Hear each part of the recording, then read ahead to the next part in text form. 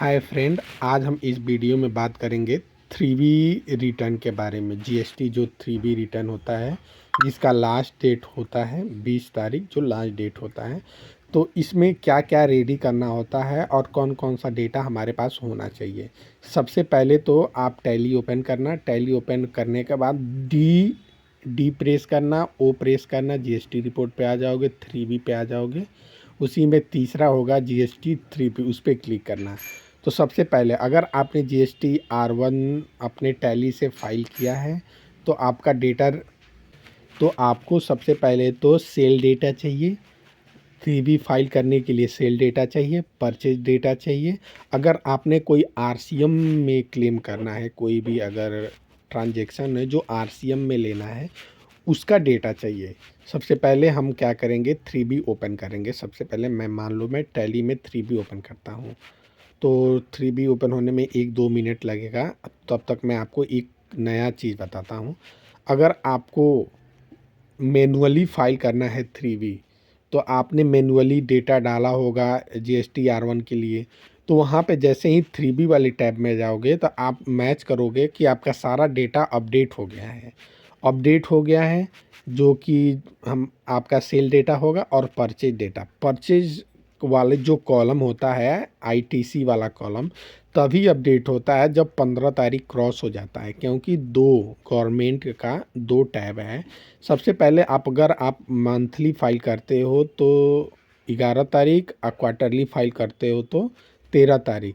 तो वो data generate होने में टाइम लगता है, जो कि 15 तारीख तक जनरेट हो जाता है। अब देखो ये 3B टैब खुल गया, तो आपको देखोगे ये वाला अनसर्टेन ट्रांजैक्शन हमेशा जीरो होना चाहिए। तो इसको पहले तो हम जीरो करेंगे, सारे ट्रांजैक्शन ये जितने भी है सबको जीरो करेंगे। ये देखिए, ये मेरा एक ट्रांजैक्शन है जिस पे इस पे टैक्स अमाउंट नहीं लगा है, इस पर कोई भी जीएसटी अमाउंट नहीं, ये 22 रुपये का ही था। तो इसको क्या करेंगे, तो सबसे पहले 2 चीज़ हैं। अगर ये बड़ा अमाउंट होता, मान लो कि 10,000, 20,000, 40,000, 50,000, तब आपको एक चीज़ अभी बताया हूँ, RCM में लेना पड़ता। क्योंकि ये जब भी आप जीएसटी फाइल होता, चाहे जब भी ये डेटा सीए के पास जाता है, तो सीए इस ट्रांजैक्शन को देखता है और कहता है कि इस पे तो जीएसटी नहीं लगा है, तो ये आपका ये जो भी है खर्चा अप्रूव नहीं होगा।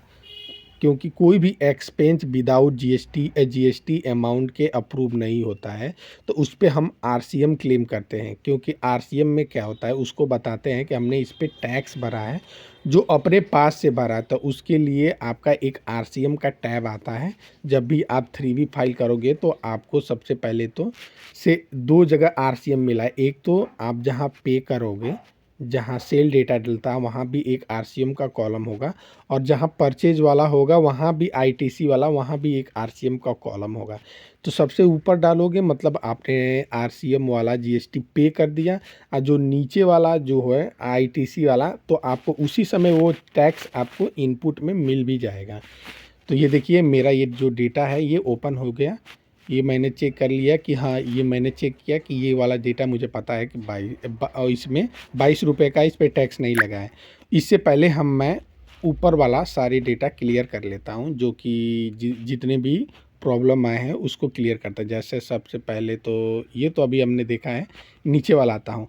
इसमें क्या होगा, ये गलती से SGST 2 बार क्लिक हो गया, तो सबसे पहले यहीं पे CGST क्लिक कर लूँगा और टैक्स अमाउंट यहीं पे डाल लूँगा। यहाँ से ये सही हो जाएगा। मतलब आपका अनसर्टेन ट्रांजैक्शन जीरो होना चाहिए 3B फाइल करने से पहले। तो ये हमारा जीरो हो जाएगा। जीरो होने के बाद थोड़ा सा टाइम लगता है, जब भी डेटा सही होता है तो उसके लिए आपको थोड़ा सा टाइम देना पड़ता है, टैली थोड़ा सा स्लो हो जाता है।